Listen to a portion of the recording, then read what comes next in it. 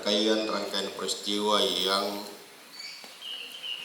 mengantarkan Indonesia memasuki gerbang kemerdekaan. Bulan Agustus ada dua peristiwa penting di Indonesia ini, yaitu hari ini 17 Agustus, kemudian 18 Agustus. Jadi kalau tadi kita mendengarkan proklamasi dulu baru pembukaan, itu bukan sekedar seremoni biasa, tapi ada rentetan peristiwa penting di dua hari itu. Yang dimulai dengan gerakan-gerakan sebelumnya, perjuangan bangsa Indonesia tahun 1908, lahirnya Budi Utomo.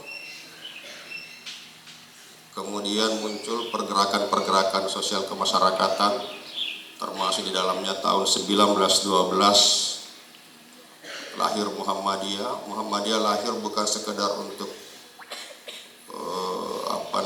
sekedar untuk dirinya, tapi juga bagian penting dalam gerakan sosial mengantarkan perjuangan Indonesia.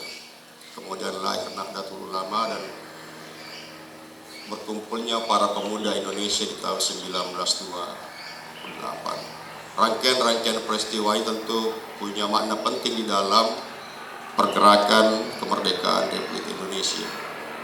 Yang puncaknya sungguhnya ada dua hari. 17 Agustus ketika Soekarno-Hatta membacakan proklamasi, kemudian 18 Agustus ketika pembentukan dasar negara. Tapi sekalian Anda semua, ketika hari ini kita berpanas-panasan untuk upacara, itu bukan sekedar formalitas, tetapi ada makna di balik kehadiran kita hari ini.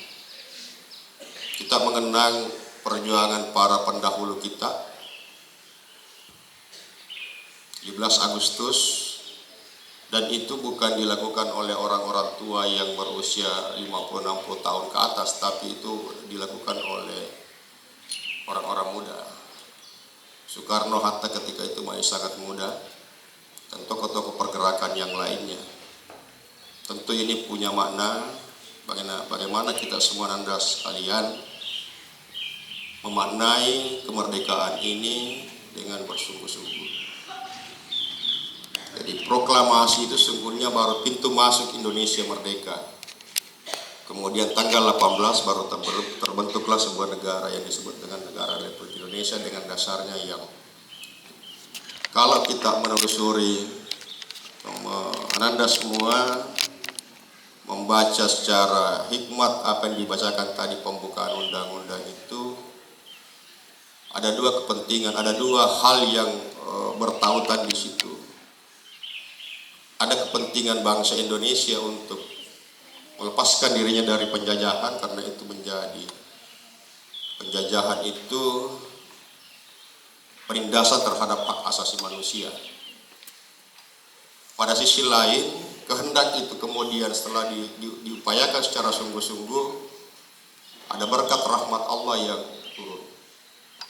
Jadi kita tidak bisa melepaskan bahwa kemerdekaan Indonesia itu pasti ada campur tangan Tuhan di situ. Tetapi campur tangan Tuhan itu datang tidak tiba-tiba, datang dari kesungguhan para pendahulu kita, kesungguhan para pejuang kita untuk melepaskan diri dari belenggu penjajahan.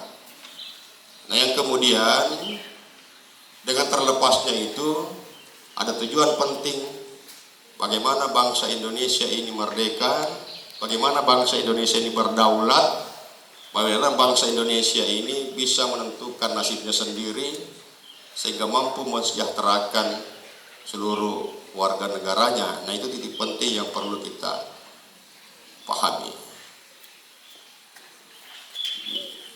Kemerdekaan itu ya bukan sekedar kita lepas dari penjajah, tetapi memang ada makna di situ. Ada perjuangan hak manusia, ada sesuatu yang kita ingin perjuangkan, bagaimana bangsa ini, bagaimana masyarakat kita ini, bagaimana warga negara Indonesia ini tidak lagi ditentukan nasibnya oleh bangsa-bangsa lain, tetapi ditentukan nasibnya oleh kita sendiri. Bahkan Bung Karno mengatakan proklamasi atau kemerdekaan itu jembatan emas menuju kesejahteraan, jembatan emas menuju keadilan, jembatan emas untuk menuju pada kedaulatan bangsa. Nah, ini Anda semua yang perlu kita hayati, sehingga tugas Anda semua hari ini bagaimana mengisi kemerdekaan itu dengan baik. Para tokoh-tokoh kita itu waktu lalu tidak sekedar berjuang di medan perang, tidak sekedar berjuang dengan diplomasi, tapi juga mereka belajar. Kalau Anda baca riwayatnya Soekarno, Hatta ketika dibuang ke pengasingan, bahkan Hatta itu kalau dibuang pengasingan itu lebih berat bukunya dibawa ke sana untuk belajar. Anda membayangkan dalam kondisi yang kita masih dijajah, kondisi yang tidak merdeka, kondisi dalam pengasingan pun mereka mau belajar. Sekarang ini Anda semua tidak ada lagi yang melarang kita untuk belajar, tidak ada lagi halangan kita untuk belajar. Dulu kita terbatas dengan sumber-sumber informasi, buku-buku terbatas, tetapi mereka tetap belajar dan belajar. Sekarang Anda informasi bisa kita terima dari mana saja, buku-buku atau sumber-sumber bacaan dari mana saja, sehingga sesungguhnya harusnya memudahkan kita untuk belajar. Oleh karena itu, Anda semua, salah satu hal yang perlu Anda lakukan di dalam memaknai kemerdekaan ini, bagaimana mengisi hari-hari Anda yang masih sangat muda ini, bagaimana membekali diri Anda semua dengan literatur-literatur, sehingga nanti pada saatnya ketika Anda diberi kepercayaan untuk mengelola negara ini, dimanapun juga, pada posisi apapun juga, ketika Anda diberikan kesempatan untuk mendharma baktikan dirinya untuk kepentingan bangsa dan negara, Anda sudah punya modal. Oleh karena itu Anda semua gunakan kesempatan yang sebaik-baiknya ini untuk belajar sebagai modal besar Anda di dalam mengemban amanah ke depan. Apapun posisi Anda nantinya, apapun juga profesi yang Anda lakoni, harus selalu diingat bahwa kita bisa hidup menghirup udara kebebasan kemerdekaan ini bukan sesuatu yang gratis, tapi betul penuh perjuangan oleh para pendahulu kita, para pahlawan kita. Sehingga itu perlu kita menghargai dengan mengisi kemerdekaan ini yang sebaik-baiknya. Yang berikutnya Anda semua, bahwa kondisi kita hari ini belum seperti yang kita harapkan, belum seperti yang diharapkan oleh para pendahulu kita ketika menyusun pembukaan Undang-Undang Dasar Negara Republik Indonesia yang menginginkan adanya kedaulatan, adanya kesejahteraan, adanya keadilan dan seterusnya. Itu terus kita perjuangkan. Kita tidak boleh patah arang di dalam menghadapi situasi yang ada hari ini. Tapi pada saatnya nanti, ketika Anda sudah berada pada posisi-posisi yang menentukan di negara ini, baik itu di tingkat pusat, wilayah, daerah, dengan berbagai profesi, Anda jangan melakukan hal-hal yang tidak sesuai dengan apa yang diharapkan oleh para pendahulu kita di dalam pembukaan Undang-Undang Dasar Negara Republik Indonesia.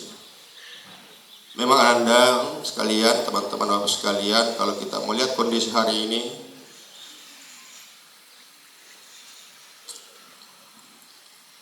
terlalu berat rasanya hati kita dengan keadaan yang ada sekarang. terlalu miris kita rasanya ketika kita kembali setiap tahun, bahkan setiap upacara kita membacakan naskah pembukaan Undang-Undang Dasar 1945, tetapi itu hanya menjadi bagian dari protokoler upacara saja.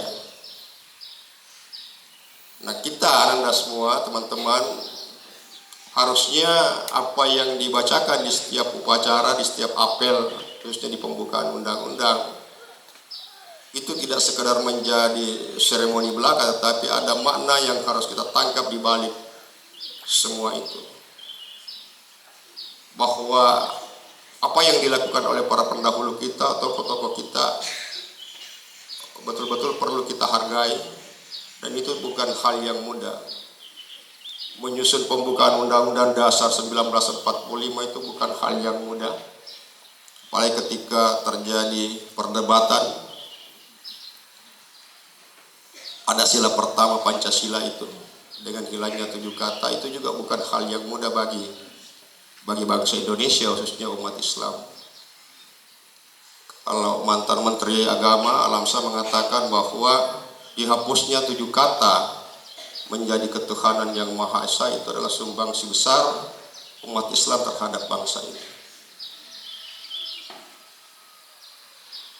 Tokoh di situ ya bukan juga tokoh-tokoh. Salah satu tokoh penting di situ adalah Ki Bagus Hadikusumo.